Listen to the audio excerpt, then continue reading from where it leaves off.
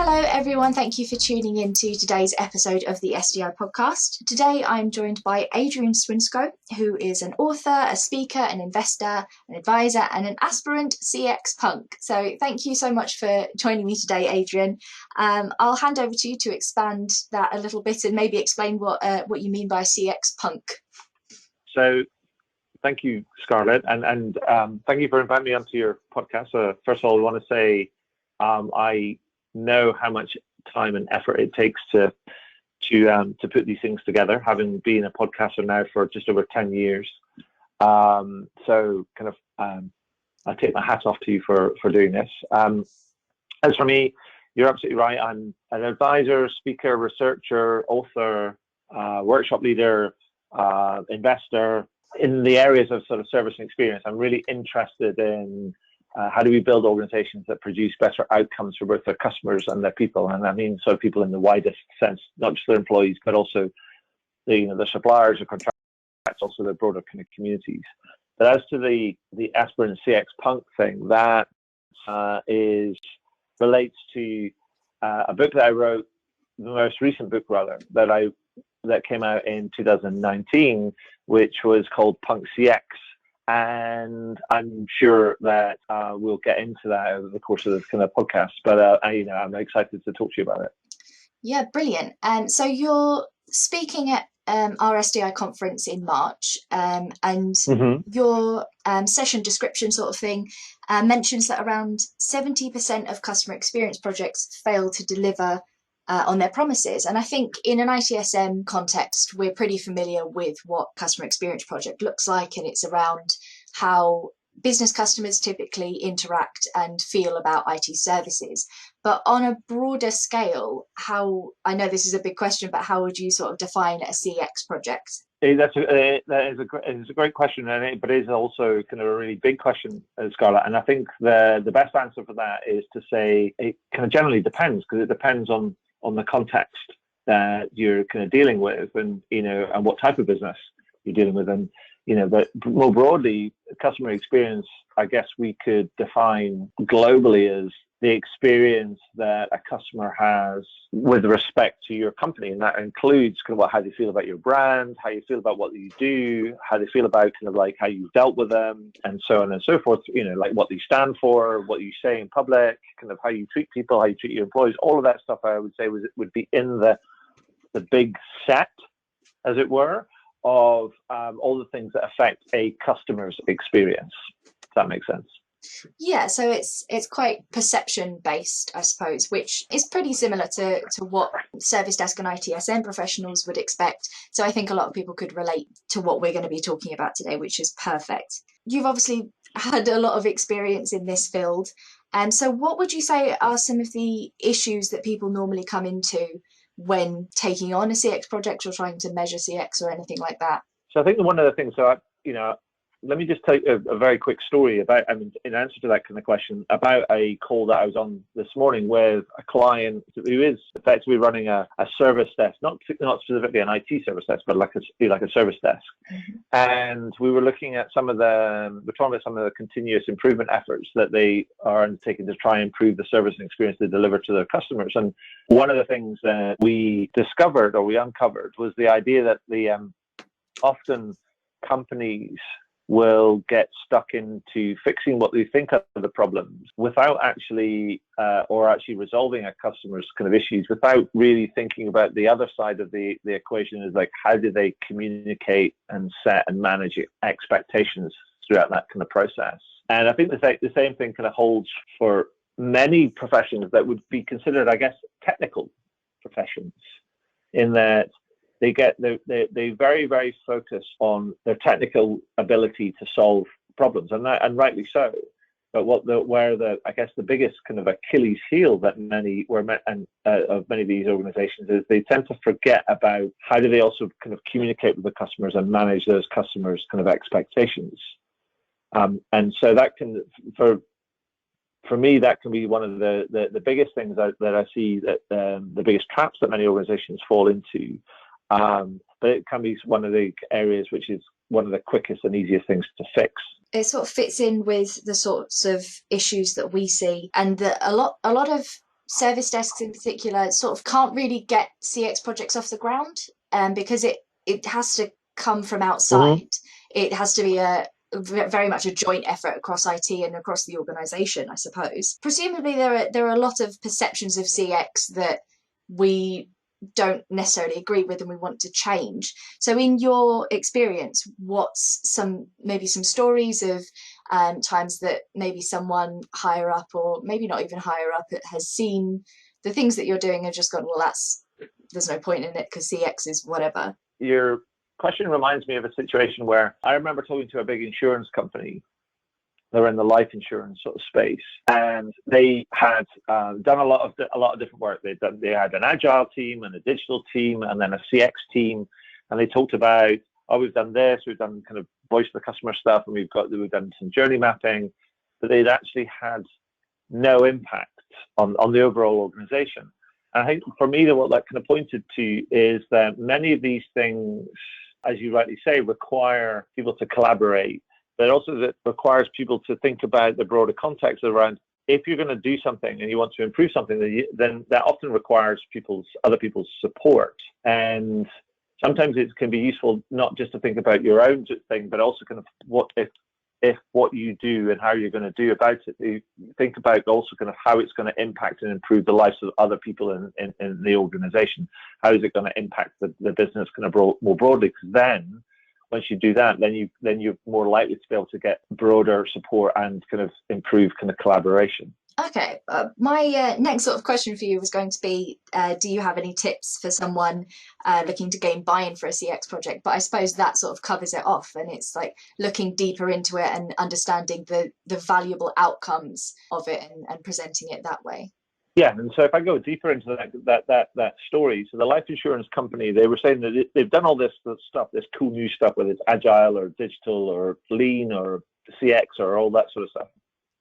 But what they hadn't done is they hadn't made that relevant for the core business. Now, the core business is in life insurance, and the core business, even all these new initiatives were starting to grow, the core business, which was life insurance kind of premiums, was still delivering kind of 95% of all the business kind of like growth and kind of profitability. What they hadn't done is they hadn't thought about what problems does the core business going to have. And when we looked into that, what we understood was that actually some of the biggest problems with life insurance is not the signing up for life insurance or the payment of life insurance. Is the biggest problems happen when somebody actually passes away and the life insurance policy becomes kind of due. And when somebody's trying to make a claim against that life insurance kind of policy, there is all sorts of convoluted and complicated and really quite difficult things that they have to go through in terms of making sure that people had power of attorney in place, making sure that they can prove their identity to reduce kind of like and eliminate fraud and all these different sort of things. So at a point in time when it's quite an emotional, stressing kind of time for many family members, you might need to kind of to manage this sort of like the business of death, as it were. Then to help try and solve some of those kind of problems, using some of the CX or the digital sort of like tools and insights and methods that are available to us, they could have had a bigger impact on the business and been able to kind of generate a lot more support.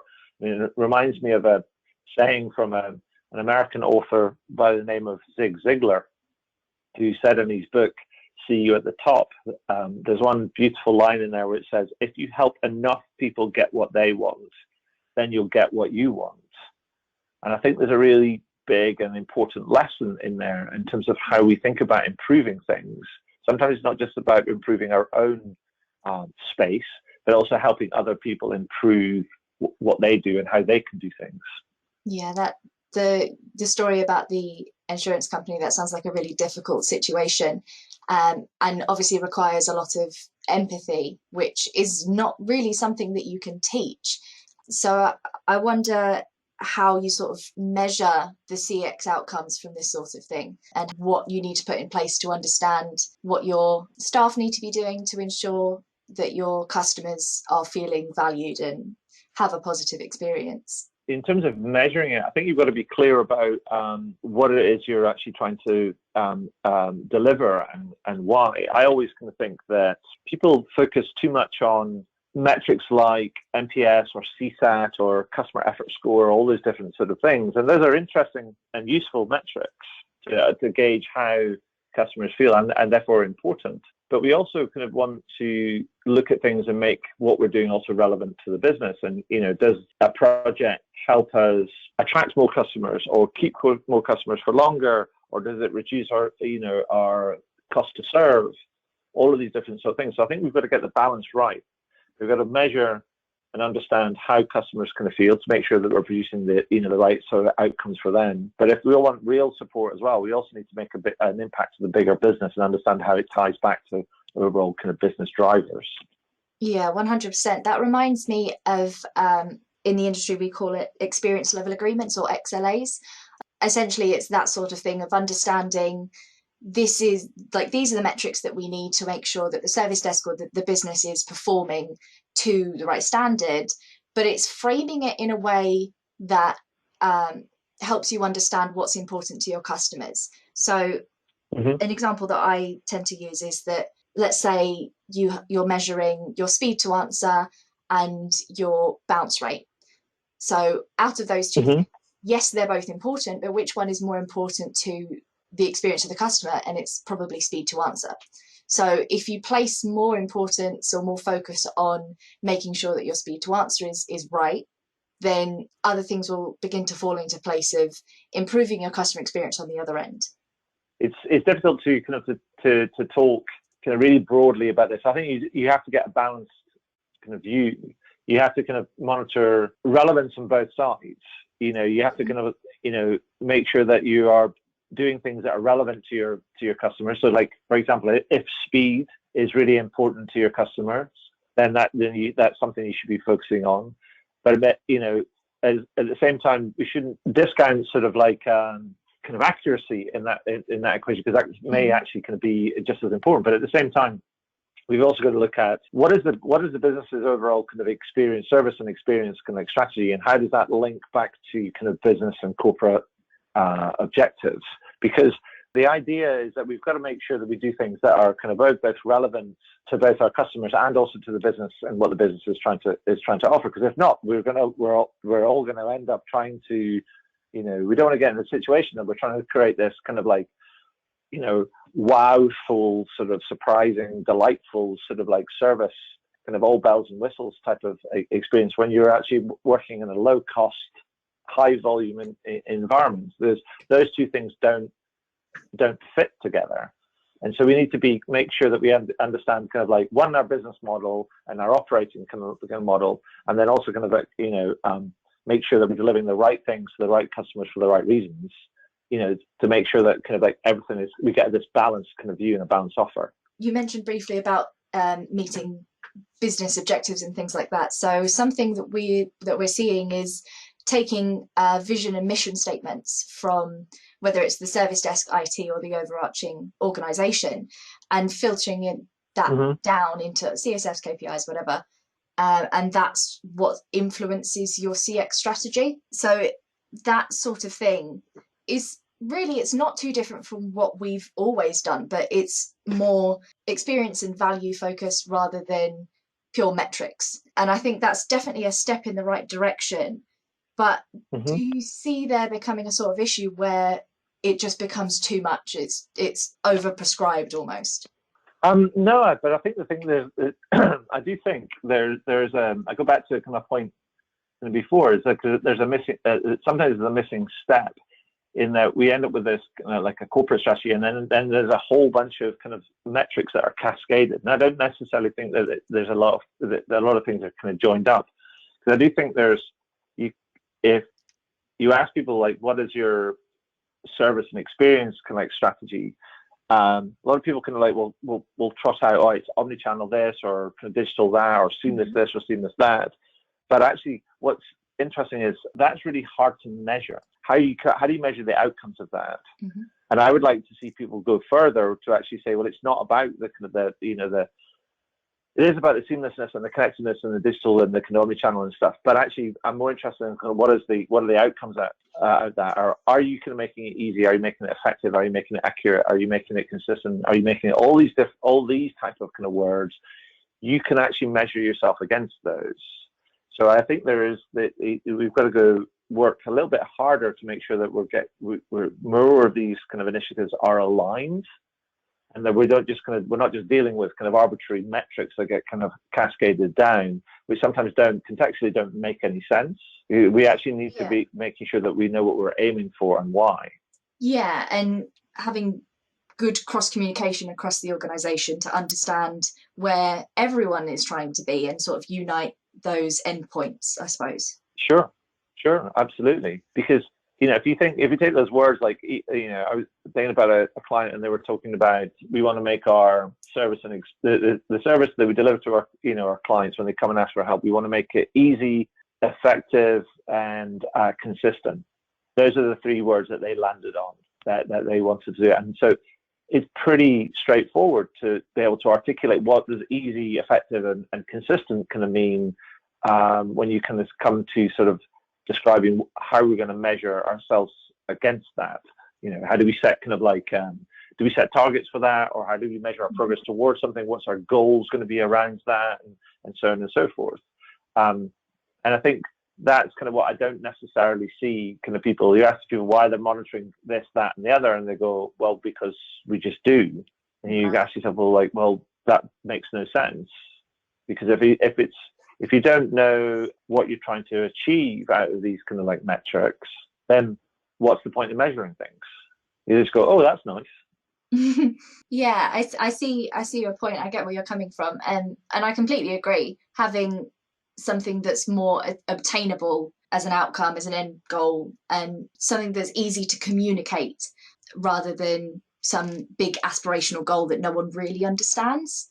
So how do you marry something that's obtainable, like having an efficient and valuable service, with new technologies or frameworks like omnichannel and things like that? Where do those two meet? So making something kind of easy could, like, say, for example, let's say the easy word, right? If you think about new technologies might be to do with, okay, can we use new technology to help customers self-serve and therefore deflect some volume and some demand away from the service desk? So can we use an intelligent knowledge base potentially, or can we use maybe a chatbot or some expanded kind of FAQs or whatever it might be to try and help customers kind of like self-serve by better understanding their queries and kind of what are the ones that are, easy to answer, is it, straight up. So, because ultimately the research shows that, and this holds for across the piece, and it's both, this is old research, but also that's been mirrored by kind of more recent research, that about 60% of all calls or requests for help into either contact centers or help desks or service desks come about because customers haven't been able to find what they're looking for on your website, or the answers to their questions on your website.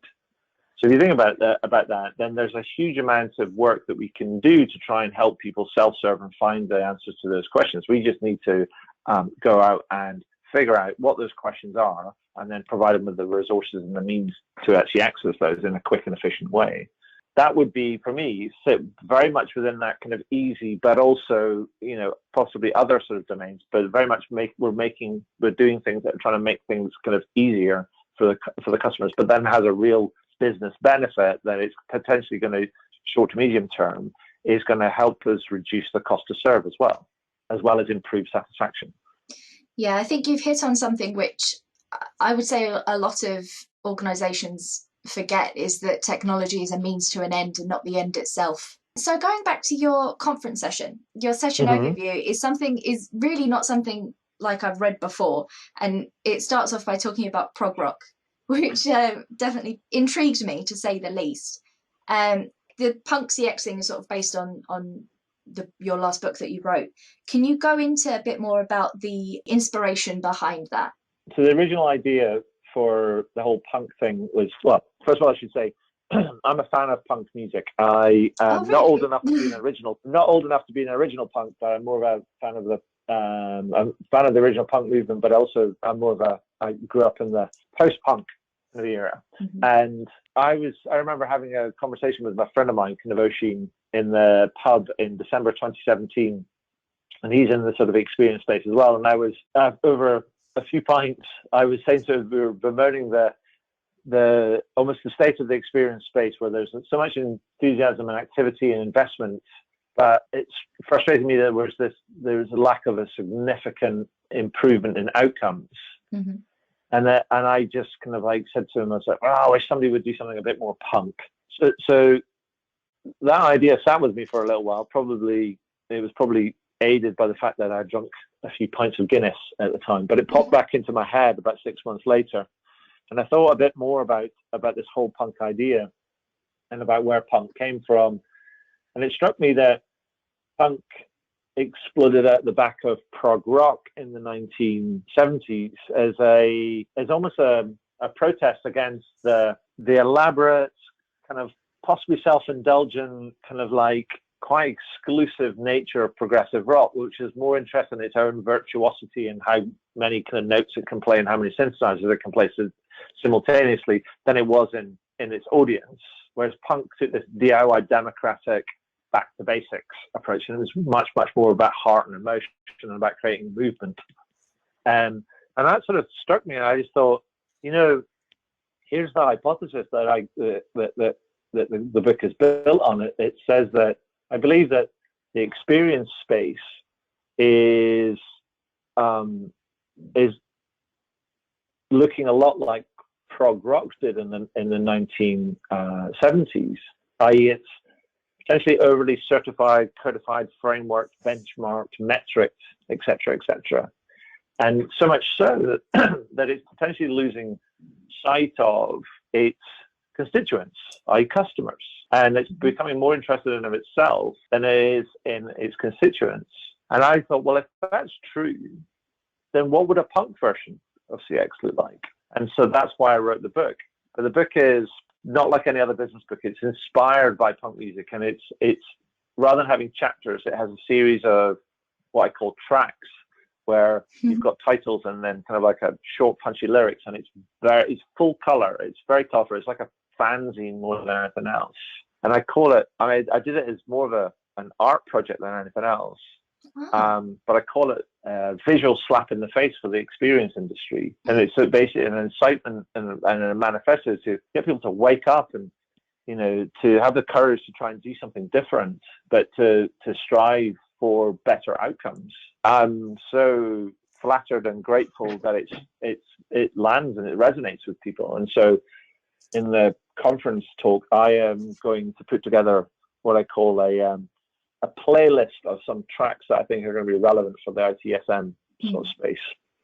I definitely think this is coming at the perfect time for the ITSM sphere, because with the release of ITIL 4, the focus of ITIL 4 is much more outcomes based than what we've seen previously. So the fact that you're talking about more outcomes focused things, it fits in really well, and especially with CX itself, more than customer satisfaction, which is, it's been around for a very long time, but more experience-based outcomes, that's gaining a lot more traction over the previous few years. So yeah, I think it's definitely going to be a conference session worth watching, worth paying attention to. And I think the two worlds will marry very well. Well, thanks very much. Maybe we'll find a few punks in there as well. Yeah, hopefully. So I think we have time for one more question, and this is something that I ask all of my podcast guests, and I always get told off because it's a difficult question. So the sort of strap line for SDI is surprise, delight, and inspire. So I want to know, Adrian, what inspires you? What inspires me? I'm inspired by lots of things. I'm inspired by people that have the courage to try something different, because not necessarily because it becomes it's like the catalyst is maybe as a piece of research or some insight or whatever, but there's no evidence that them going down a particular kind of path is going to be the right thing to do. but they're just so inspired that they're going, I have to try this. And it's just like they're inspired to do different things for different kind of reasons. So the people that take those kind of risks, particularly when they're inspired to try and produce more positive human outcomes, I think those people, I see stories about those sort of things all over the place. And so it's not just about business inspiration; it's about just general life inspiration. I'm inspired by kind of lots of different people all the time. And I guess without people taking risks, we wouldn't have punk rock. Well, no, exactly. I mean, so let me kind of give you a couple of examples just to kind of like to bring this to mind. I mean, and they're listed in the book. I think that. So the guy that's responsible for John Lewis and Waitrose and everything else is a guy by the name of John Spedden Lewis, and he took over his father's business and then expanded it. But then, as he got older, he took the whole business and put it into trust for the benefit of what they call their partners, which is effectively their employees. And he did it because he thought that was the right thing to do. And it was protecting the future of the company and the future of the well-being of both their customers and their employees. For me, it's almost like unheard of. To build something up and then give it away, I think is amazing and inspired. And you know, we see what's going on with how John Lewis and Waitrose can risk, how well they do when it comes to delivering great service and a great experience. I think is testament to that. To kind of other people that have been around for a while, where let's say another UK example, let's say like the First Direct example, they have been solidly focused on being the best telephone bank or telephone only kind of like bank kind of like ever, and they've been doing it for like what 20, 30 years, let's say, and they're because they get very, very focused on what they do and getting great at what they do without getting distracted by trying to be other things that they're not, or trying to develop other kind of channels, then their quality just shines and people kind of gravitate to that. So I think there's all those sort of things about doing things for the right reasons and then also like sticking to your guns, I think is it shouldn't be risky, but it's sometimes deemed to be risky because these people don't always follow the crowd, but it's actually not following the crowd is where difference and greatness lies. Yeah, absolutely. There's that, I think it's a top 100 list of companies with the best customer experience. And I think Waitrose, like John Lewis and Waitrose and First Direct are always really high on that list. So they're inspirational, they're risk takers, and it pays off in their customer experience. But here's the interesting thing, the clues to their success are hiding in plain sight. They do not shy away from any of that. They'll tell you what they do, because they know that actually the trick is copying what they do. Well, we need to get those secrets and spread them around. There you go. Thank you so much, Adrian. That was a brilliant answer, and I've really enjoyed speaking with you today. Scarlett, it's been my pleasure, and I look forward to the conference. Yes, I'm really looking forward to listening to your session now. Not that I wasn't before, but... Good catch. Thanks again, Adrian. Have a brilliant day.